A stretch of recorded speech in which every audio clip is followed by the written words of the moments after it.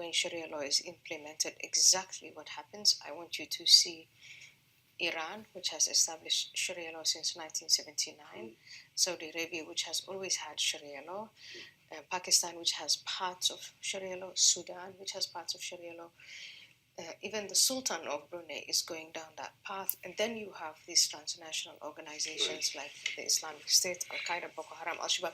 If you look at the scale and the pace with which this is moving, I think it is time to stand up and say to the Mecca Muslims, there's an alternative. But you know what happens every time there is some kind of attack, also as you write in your book, some Western politician or prominent Muslims would say, but this is not the true Islam. I think we have to understand, and by we I don't only mean non-Muslims, I mean especially Muslims who want and who want peace and think of themselves as peace-loving people and who think that they represent a religion of peace, to reflect on the position of the Prophet Muhammad. Prophet Muhammad was like a Dr. Jekyll and Mr. Hyde. In Mecca, he was a Dr. Jekyll.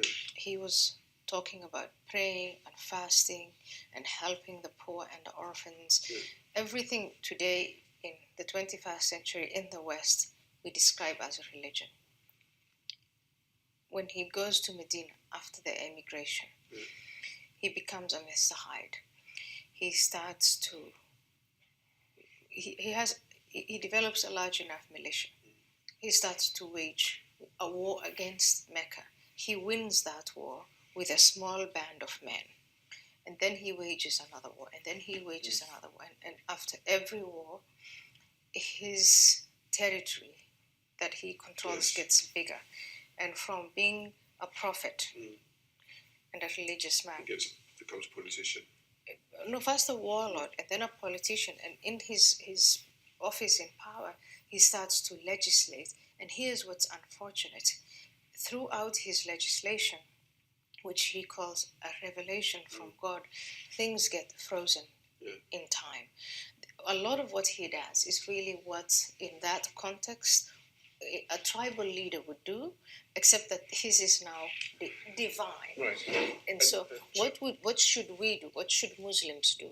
What should non-Muslims do?